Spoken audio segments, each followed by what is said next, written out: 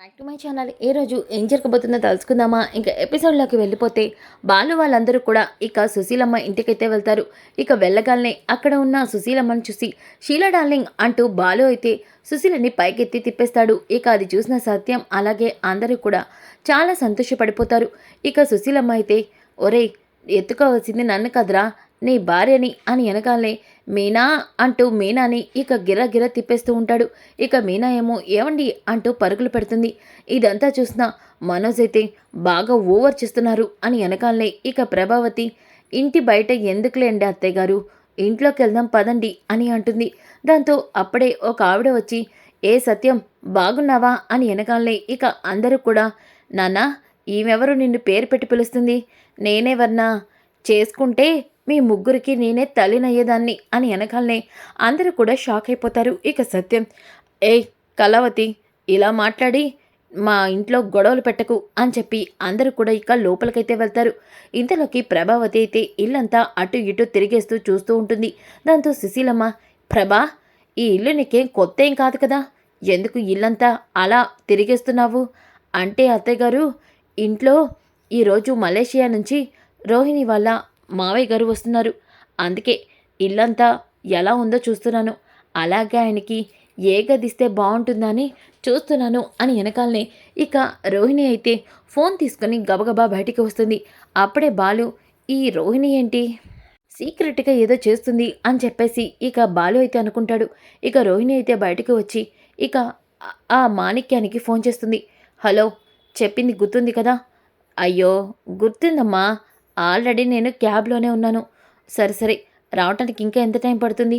అన్నీ రెడీ చేసుకొని వస్తున్నావు కదా, నువ్వు చెప్పినట్టే అన్నీ తీసుకొని వస్తున్నాను అని చెప్పేసి అంటాడు. ఇక రోహిణి అయితే లోపలికి వస్తూ ఉంటే అప్పుడే బాలు, పాలరమ్మా, ఎవరితోనో ఫోన్లో మాట్లాడుతున్నావు, ఎవరిని రమ్మన్నానా అంటూ బెదిరిస్తున్నావు? అది అది అది బాలు, అదే మా మావయ్య వస్తున్నారు కదా, ఆయనతోనే మాట్లాడుతున్నాను. అలాంటప్పుడు మావయ్యని పిలవకుండా నువ్వేంటి బెదిరిస్తున్నావు? అది నేను మావయ్యని పిలిచానే అంటూ కవర్ చేస్తూ లోపలికి వెళ్తుంది. ఇక బాలు, ఈ పార్లర్ అమ్మని చూస్తుంటే ఏదో తేడా కొడుతుంది, చెప్తా, ఆ మలేషియా మావయ్య వచ్చాక అప్పుడు చెప్తాను అని మనసులో అయితే అనుకుంటాడు. ఇంకా ఒక పక్కన ప్రభావతి అయితే ఇంత అంత హడావుడి చేయదు. ఇక మీనాకి, మీనా టీ కాఫీ అన్నీ తయారు చెయ్యు, అలాగే హారతి ఇవ్వడానికి కర్పూరం కూడా ఏర్పాటు చెయ్యు, అలాగే ఇంకా పన్నీరు అన్నీ కూడా చెయ్యు అని వెనకాలే ఇక సుశీలమ్మ, ఏయ్ ప్రభా, ఆగు, ఇంటికొస్తుంది కొత్త కోళ్ళ, లేకపోతే ఏమనుకుంటున్నావు? పన్నీర్ ఎందుకు, గంధం ఎందుకు, హారతి ఎందుకు అంటే మలేషియా నుంచి వస్తున్నారు కదా అత్తయ్య, అందుకని. ఆంటీ, మలేషియా నుంచి వస్తున్నా మా మావయ్యకి ఇన్ని చేయాల్సిన అవసరం లేదు అని రోహిణి అంటుంది. ఇక శృతి అలాగే రవి, మాకు ఈ రూమ్ నచ్చింది, మేము ఈ రూమ్లో ఉంటాం అని వెనకాలనే ఇక ప్రభావతి, అంటే అమ్మ శృతి, అది రోహిణి వాళ్ళ మావయ్యకి అని అంటూ ఉంటే ఇక మనోజ్, అమ్మ మాకు ఈ రూమ్ నచ్చింది అని మనోజ్ అంటాడు. ఇక బాలు, చూడు, అనవసరంగా నన్ను కెలికితే ఏమవుతుందో తెలుసుగా అని వెనకాలనే ఇక ప్రభావతి, బాబోయ్, ఇప్పుడు అన్ని గదుల్లో అందరూ ఉంటే మరి మలేషియా నుంచి వచ్చిన రోహిణి వాళ్ళ మావయ్య ఏ రూమ్లో ఉంటారు? ఈ ఊరు వచ్చిందే ఆయన మొదటిసారి, మర్యాదలేమీ పోకూడదు, ఏం చేయాలి ఇప్పుడు అని వెనకాలనే ఇక రోహిణి, ఆంటీ, మా మావయ్య అలాంటివేం పట్టించుకోరు, పట్టించుకోపోయినా మనం బాగా చూసుకోవాలి కదమ్మా, అంటే ఆంటీ, నా రూమ్ నేను ఇస్తాను, ప్రాబ్లం ఏమీ లేదు అని వెనకాలనే ఇక మనోజ్, రోహిణి ఏంటి మనోజ్, మనం అంకుల్ ఉండేది 2-3 డేస్, దానికోసం రూమ్ ఇవ్వటంలో తప్పలేదు, అడ్జస్ట్ అవుదాంలే అని చెప్పేసి అంటుంది. ఇక ప్రభావతి, అమ్మయ్య వచ్చేస్తున్నారు వచ్చేస్తున్నారు అని హడావుడి చేస్తూ ఉంటే ఇక సుశీలమ్మ, మీనా, నువ్వు వంటగదిలో ఉండ, మాకు ఇట్రా, చూడు, ఏమైనా చేయాలంటే వెళ్ళి నువ్వు అలాగే ఈ శృతి రోహిణి మీరు వెళ్ళి చేసుకోండి, ఆ మీనాని ఉదయం నుంచి తిప్పుతూనే ఉన్నావు అని వెనకాలనే ఇక ప్రభావతి, అత్తయ్య గారు ఏంటి అని గట్టిగా అరవసరిసరికి ప్రభావతి ఇక బయటకు వచ్చి గుమ్మ ముందు నుంచొని ఎప్పుడొస్తాడా అని రోహిణి మావయ్య కోసం ఎదురు చూస్తూ ఉంటే అప్పుడే క్యాబ్ వచ్చి ఆగుతుంది. అది చూసిన ప్రభావతి, అదిగో మావయ్య వచ్చేశారు, మలేషియా మావయ్య వచ్చేశారు అని వెనకాలనే ఇక ఏంటి, ఆయన నీకా మావయ్య లేదంటే రోహిణికా అని చెప్పి సత్యం అంటాడు. ఏంటండి అలా అంటారు? మరేంటి ప్రభా, సర్లే, ఆ బాలుగాడు కొబ్బరికాయలు తీసుకురావడానికి వెళ్ళాడుగా, వెళ్ళాడులే, అమ్మయ్య టైంకి వాళ్ళు లేకపోవడం మంచిదైంది, ముందు మనం వెళ్ళి పిలుచుకొద్దాం పదండి అంటూ అందరూ కూడా బయటికి వెళ్తారు. ఇక రోహిణి వాడు ఏ గెటప్లో వస్తున్నాడో కానీ ఆంటీ ఓవర్ యాక్షన్ చూడలేకపోతున్నాను అని అనుకుంటూ బయటికి వస్తుంది. అప్పుడే బయటికి రాగానే ఇక బటన్ మాణిక్యం క్యాబ్లోంచి మంచి షూట్ చెప్పల్స్ అలాగే ఫుల్ గోల్డ్ వేసుకొని కారులోంచి కిందకి దిగుతాడు. అతన్ని చూసిన మనోజ్ అలాగే ప్రభావతి అయితే షాక్ అయిపోతారు. ఇక కారు నుంచి దిగ్గానే సార్ లగేజ్ తీస్తున్నాను సార్ అంటూ లగేజ్ తీస్తూ ఉంటే మనోజ్ని వెళ్ళు మనోజ్ లగేజ్ తీ అని వెనకాలనే హాయ్ అంకుల్ తను మా ఆంటీ తిను నా husband Manoj hi hi hi hi అంటూ వాళ్ళని విష్ చేస్తూ ఉంటాడు. ఇక లగేజ్ బ్యాగ్లన్నీ తీసేసిన వెంటనే క్యాబ్ డ్రైవర్ డబ్బులు అడగగానే జోబులోంచి 1000 రూపీస్ తీసుకొని అతనికి ఇస్తాడు. సార్ నా దగ్గర చేంజ్ లేదు, టేక్ కేర్ ఎంజాయ్ అని అంటాడు.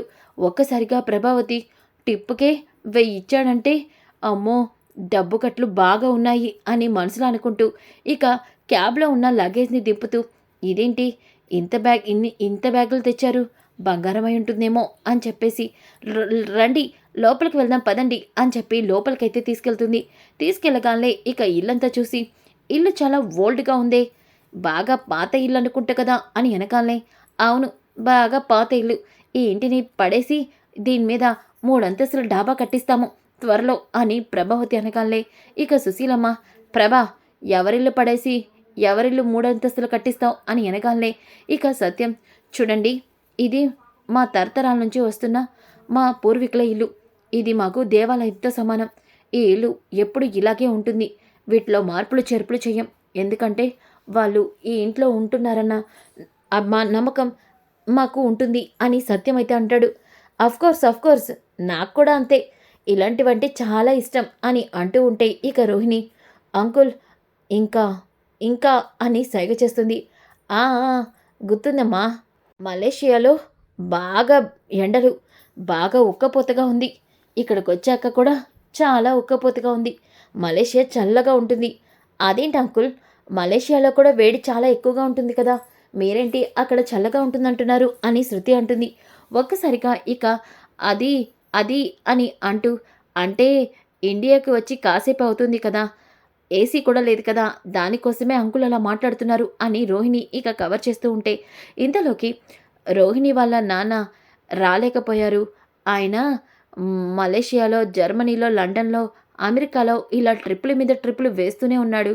అందుకే మనోజ్ కోసం కొన్ని లాంఛనాలు అయితే పంపించారు, నేను అవన్నీ కూడా ఇస్తాను, ఆ బ్యాగ్ అందుకో అమ్మా అంటూ బట్టలు అలాగే మనోజ్ కోసం వాళ్ళ మావయ్య గారు ఆమ్లెట్ పంపించారు అని వెనకాలనే ఒక్కసారిగా అందరూ షాక్ అయి అలా చూస్తూ ఆమ్లెట్ పంపించడం ఏంటి అంకుల్, అక్కడి నుంచి మీరు ఆ ఆమ్లెట్ ఇక్కడి వరకు తీసుకొచ్చారా, ఖచ్చితంగా అది పాడైపోయే ఉంటుంది అని రవి శృతి అంటారు.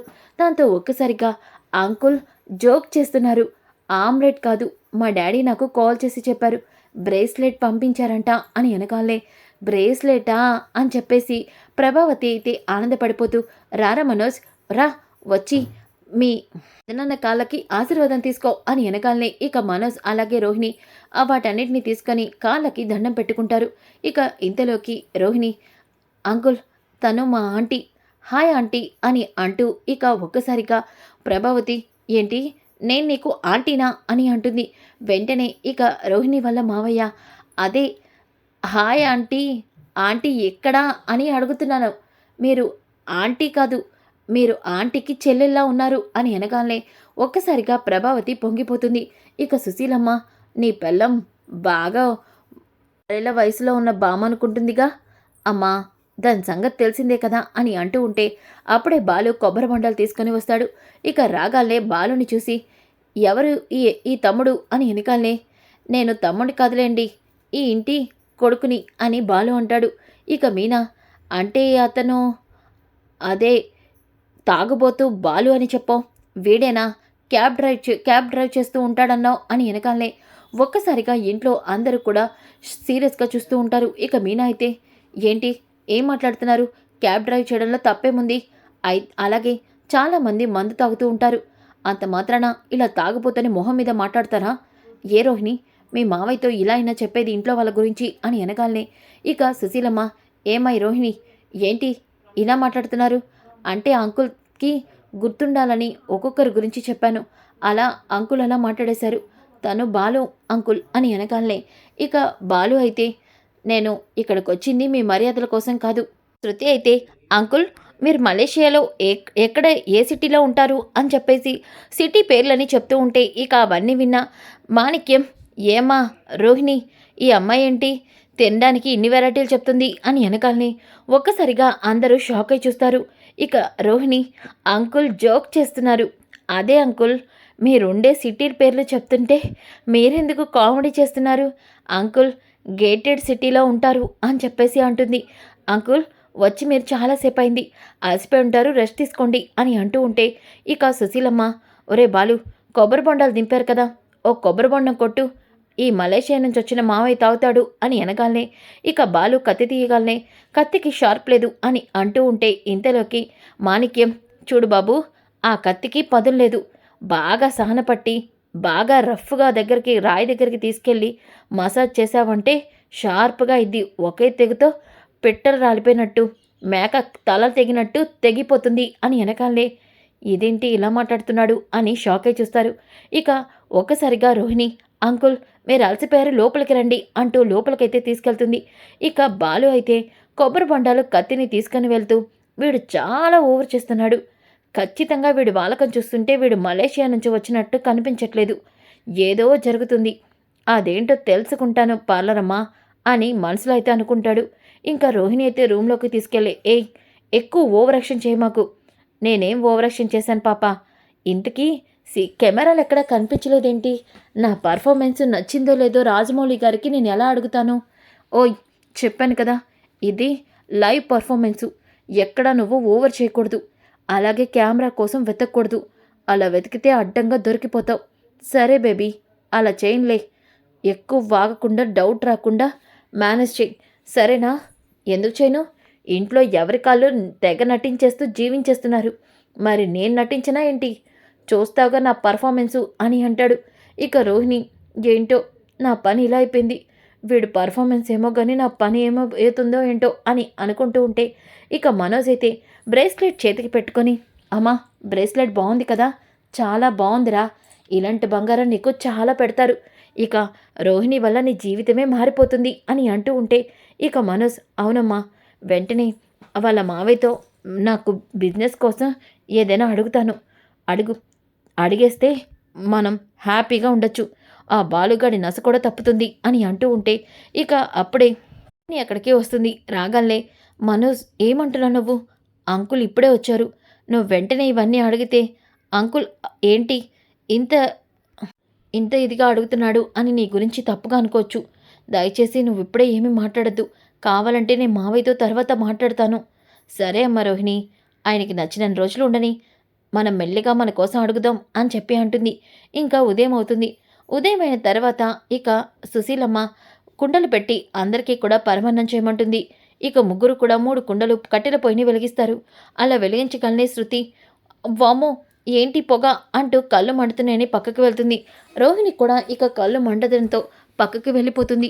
ఇక సుశీలమ్మ ఇదేంటి ఇలా వదిలేశారు అని అనుకుంటూ ఉంటే మీనానే ఇక ఆ 2 పొయ్యల్ని వెలిగించి ఇక పరమన్నమైతే ముగ్గురికి తనే వండుతుంది.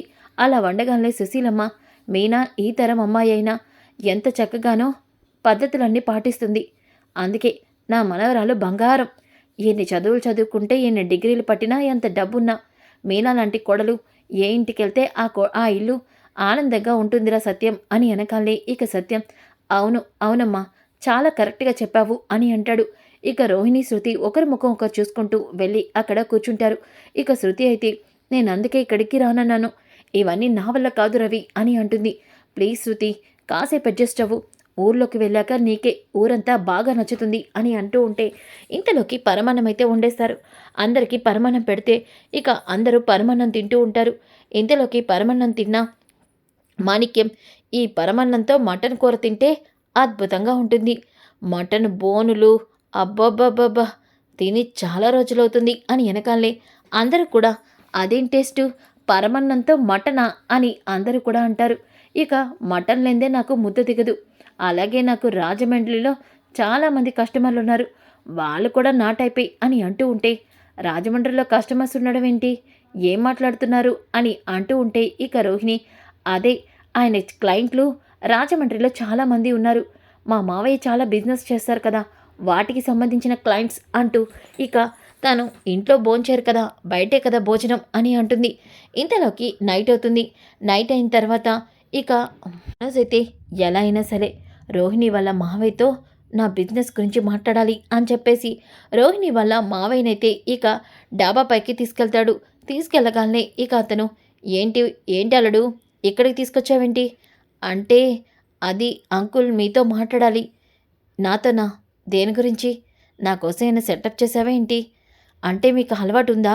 ఆ, ఉంది. అమ్మయ్యా! అయితే నాకు మంచి ఐడియానే వచ్చిందనమాట అని చెప్పేసి ఇక అతనికి గ్లాస్లో డ్రింక్ పోసి ఇక అతనికి ఇస్తాడు. ఇక ఫుల్గా తాగేసి ఉంటాడు. ఇంతలోకి అదే డ్రింక్ని మనోజ్ని కూడా తాగమనడంతో మనోజ్ కూడా తాగుతారు. ఇక ఇద్దరు ఫుల్గా తాగేయడంతో బాలు, ఏంటి ఎక్కడో మందు వాసన కొడుతుంది, మీనా నువ్వు ఆగండి మీరొకరు అని అంటుంది. ఇంతలోకి అప్పుడే మాణిక్యం మనోజ్ తూక్కుంటూ కిందకైతే వస్తారు. రాగానే ప్రభావతి, ఒరే మనోజ్, ఏంట్రా అలా ఉన్నావు? అమ్మా, ఈరోజు నాకు చాలా సంతోషంగా ఉంది. నా డార్లింగ్ ఎక్కడా? రోహిణి అంటూ రోహిణి దగ్గరికి వెళ్తాడు. ఇక సుశీలమ్మ, ఏంట్రా ఇది, ఏమైంది అసలా అని వెనకాలనే ఇక అప్పుడే మాణిక్యం, ఏమైందా? అద్భుతం జరిగింది, అహోగం జరిగింది, ఈరోజు నా జీవితమే మారిపోబోతుంది అని వెనకాలనే బాలు, ఏం మారిపోతుంది మలేషియా మావయ్య? ఏం మారుతుందంటావేంటి? ఈ ఒక్క నాటకంతో రాజమౌళి గారి మహేష్ బాబు సినిమాలో నాకు ఆఫర్ వస్తుంది, ఈ దెబ్బతో నా జీవితమే మారిపోతుంది అని వెనకాలనే అందరూ కూడా షాక్ అయిపోతారు. ఏం మాట్లాడుతున్నావు మలేషియా మావయ్య? నాటకం ఏంటి? రాజమౌళి సినిమా ఏంటి అని వెనకాలనే రోహిణి భయపడిపోతూ ఉంటే ఇక బాలు, వీడు ఖచ్చితంగా ఏదో నిజం చెప్తున్నాడు, చెప్పు ఏంటి, మర్యాదగా చెప్తావు లేదా అని వెనకాలనే, చెప్తాను బాబు, నేను ఈ రోహిణి నాటకం కోసమే కానీ నన్ను ఇక్కడికి తీసుకొచ్చింది. ఈ నాటకం వేశాక ఇది నేను బాగా చేస్తే రాజమౌళి గారు నాకు మహేష్ బాబు సినిమాలో అవకాశం ఇస్తారు కదా అని తాగిన మత్తులో మొత్తం నిజాన్ని చెప్పేస్తాడు. అది విన్న ఒక్కసారిగా అందరూ షాక్ అయిపోతారు. ఇక ప్రభావతి, ఏంటి రోహిణి ఇదంతా, అంటే ఈయన ఆంటీ అది అని వెనగాలనే ప్రభావతి రోహిణి చెంప పగలగొడుతుంది. ఇక సత్యమైతే మాణిక్యం షర్ట్ పట్టుకొని, నిజం చెప్పు, అంటే నువ్వు, నేను మటన్ కొట్టులో పనిచేసే మాణిక్యాన్ని, నాకు మటన్ కొట్టుంది సార్, ఈ అమ్మాయి డబ్బులు ఇచ్చి ఇలా చేయమని చెప్తే మహేష్ బాబు సినిమా కోసం నేను ఇదంతా చేస్తున్నాను అని అంటాడు. ఒక్కసారిగా ప్రభావతి, సత్యం, ఇంట్లో అందరూ షాక్ అయిపోతారు. ఇక సుశీలమ్మ, ఏం ప్రభా, ఏరుకోరి తెచ్చుకున్న ఈ నీ కోడలు ఎన్ని నాటకాలు వేస్తుందా, సిగ్గుగా లేదు ఇలాంటి పనులు చేయడానికి అని వెనకాలే ఒక్కసారిగా అందరూ షాక్ అయిపోతారు. సో ఫ్రెండ్స్, కమింగ్ ఎపిసోడ్ చాలా చాలా ఇంట్రెస్టింగ్గా ఉంటుంది. Don't miss. ఈ వీడియో నచ్చితే తప్పకుండా లైక్ చేసి షేర్ చేయండి. Thanks for watching.